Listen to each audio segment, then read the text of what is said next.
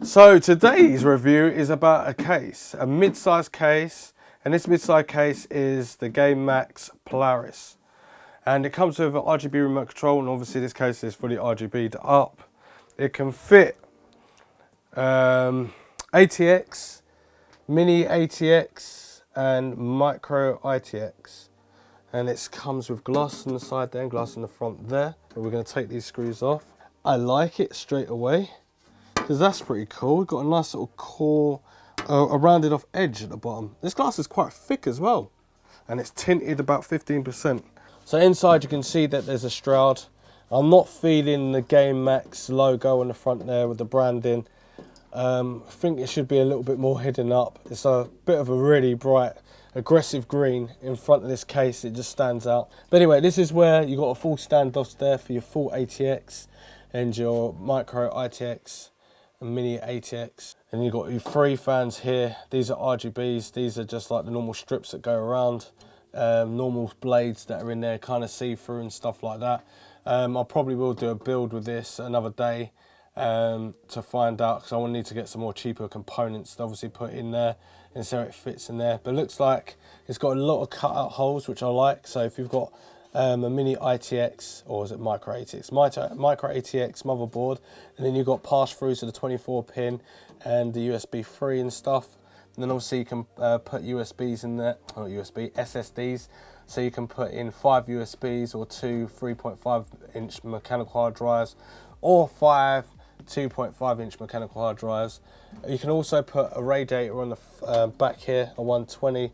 It should give you a little bit of room. But it doesn't look like it gives me plenty of room, to be honest with you. It does have a little cutout on the top here. There's no breathable holes at the top of this case at all.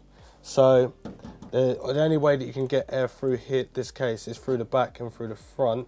And the front is not kind of perfect, because there's a gap here and it's very small. It's about 0.5 centimetre in thickness. It's glass on the front, so it can absorb, it can obviously have a little intake of air. But to have like a radiator on the front is going to be a bit of an issue, but you can still put it there if you've got one. If we look at the front, it's just glass. Then you've got like a little gap here that kind of lets it breathe a little bit. It's a nice little feature though. I probably would spend 750, no more than 750 is going to this case, because I think that would be sufficient for this case, regardless if it's Ryzen or if it's AMD or Intel on the video. Anyway, we've got 2 USB 2s at the top here, and it's lovely looking brush aluminium, but it's actually plastic, but it does look pretty nice. But you just got to be careful you don't scratch it, because it will just be permanent. But just like aluminium or metal, it would do the same. We've got a microphone jack there, a headphone jack, got a power button there, feels nice and clicky. A reset button there, and we've got an LED hard drive, LED indicator there, and we've got 2 USB 3s at the top there. I wonder how easy this would be. Oh, well, wow. Okay, how are we gonna get this off? Normally with cases, I normally have to get these off pretty easily, but this one looks a bit more difficult. But anyway, so on the side, you get about 1.5 centimetres of clearance for your cables, and you get plastics, thumb screws on the back. Got a decent finger width to obviously pull this out as well. So look at that, no sound dampening, but pretty damn solid. They've kind of given you a big intrudement there, but it's more resilient. You've got 0.5 centimetre finger width all the way around. You've got a big I/O bracket cut out.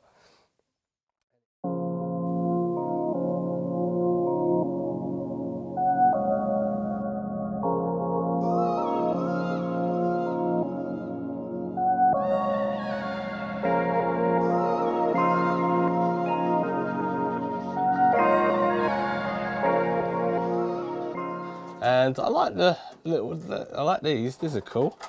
So you get nice braided cables as well that come with it, and a box as well that I can't get out.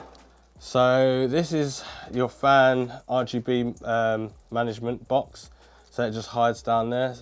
So it's like a fan LED controller system, Infrared remote control, input voltage, DC 12 volt, output current 4.58 amps max. So that's what that's there for.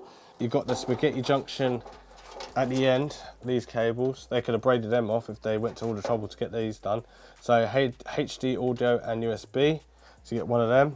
And then you get one USB 3, and they're not connected together like some of them that you get on these cheap cases. Then they're like hanging out like that, and you put your case and it looks all nice and budget PC, but then it's got this hanging out, and it's not cool. So obviously you've got your reset and your HDD LED and your power LED ones there, and reset one must be connected to this one. Then we've got a little bit of clearance down here. I would say we've got 5 to 5 centimeters clearance from the fan, before the fan. So after the fan, probably about 4.5 centimeters. And you've got your hard drive bays, but you've got no hard drives to slot in. So if you put the mechanical hard drive in there, it would easily go inside, and then you can kind of just screw it into one side before you put the power supply in. But that's the only way it's going to work.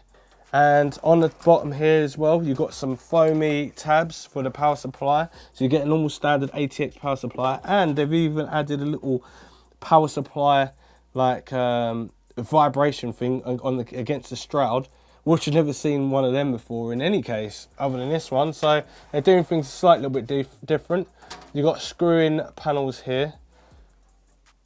So, but with these, yeah, you do. You have to obviously bend these out, and then they come apart, and then you can't put them back in unless you buy the other brackets. This one looks like you don't have to bend this, you just unscrew it and it comes out, but all of these ones you do. Then obviously you got an up and down slots for your 120mm fan and the radiator on the back, and then obviously the power supply, you can just put that in there. It's not bad for £60 this case. I would have liked to seen a top bit so the case could breathe more for the MOSFETs and chokes at the top, where the heat, where is it? On the motherboard where you got the heat spreaders are, it would be nice, because it's just going to be laying there and kind of getting sucked out through the back of this, but the radiator could protrude a little bit more if you've got 120 on the back there, but if you've got a 240 on the front, it could be funny. It has got enough room there to put a decent radiator on there, so that's cool. So if you're trying to attempt to obviously get the front off of this case, I've never seen something so more annoying. So they've put one screw there, another screw on the other side, another screw there, and another screw there. These are Phillips screws, and that's how you get it off. So you go and do 4 screws, and then that's how you get the front off. And it's also got an earth cable. The earth cable's right here behind this glass. So if you're looking for an earth cable, you've got an earth cable on the case. Even though, why would you be looking for an earth cable?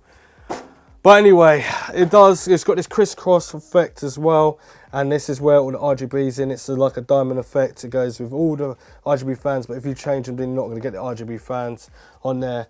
And if I was going to use a radiator, I'll probably use better fans than what these will be. I don't know what speed they are because it didn't come with the manual, but other than that, when I test this completely, then I'll let you know in the comments down below. Subscribe, share, follow me on all social media platforms, and I'll see you next one. Thanks for watching. Camera 1, camera 2, Roger and out.